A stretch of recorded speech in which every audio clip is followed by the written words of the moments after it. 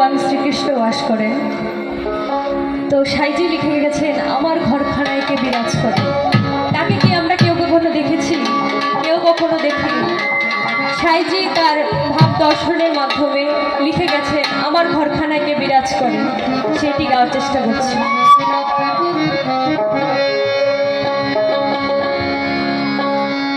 আমার ঘরখানায় কে বিরাজ করে,